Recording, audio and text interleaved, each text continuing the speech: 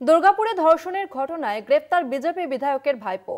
2020 সালে ধর্ষণ মামলায় গ্রেপ্তার সহদেব ঘড়ুই। দীর্ঘদিন নিখোঁজের পর পুলিশের হাতে পাকড়াও অভিযুক্ত। নাবালিকা ধর্ষণ মামলায় দুর্গাপুর মহকুমা আদালতে পেশ করা হবে। 2020 সালে ধর্ষণ মামলায় গ্রেপ্তার সহদেব ঘড়ুই। দীর্ঘদিন নিখোঁজ থাকার পর অবশেষে গ্রেপ্তার করল পুলিশ।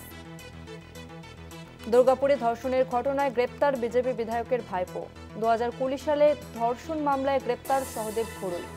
দীর্ঘদিন নিখোঁজের পর পুলিশের হাতে পাকড়াও অভিযুক্ত।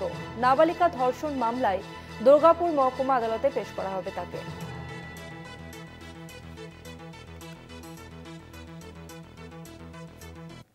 আমাদের সঙ্গে ফোন লাইনে রয়েছে প্রতিনিধি সুজিত ভট্টাচার্য। সুজিত, অভিযুক্তকে ঠিক কিভাবে গ্রেপ্তার করলো পুলিশ?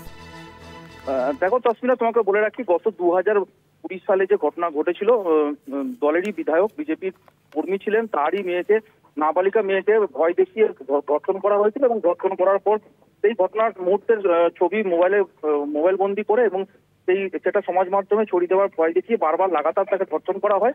এবং সেই অভিযোগ নিয়ে যখন কাকসা থানায় আসে নির্যাতিতার পরিবার, তার কাকসা থানায় পৌঁছানোর খবর পেয়ে লক্ষণ ঘড়ুই, দুর্গাপুর পশ্চিমের যে বিধায়ক, বিজেপির বিধায়ক, তার ভাইপো সহদেব ঘড়ুই, সে ঘটনার খবর জানতে পারে এবং তারপর থেকে সে এলাকা ছাড়া ছিল।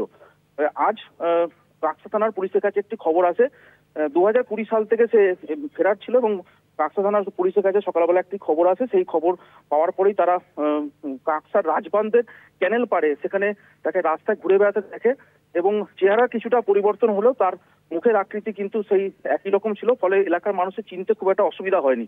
কাকসা থানার পুলিশকে খবর দেওয়ার পরেই কাকসা থানা পুলিশ সেখানে যায় এবং গিয়ে সহদেব ঘড়ুইকে গ্রেপ্তার করে এবং তারপরেই তাকে দুর্গাপুর মহকুমা আদালতে পেশ করা হয়েছে। এই ঘটনার খবর চাউর হতেই কিন্তু রাজনৈতিক মহলে একটা চাঞ্চল্য সৃষ্টি হয়েছে।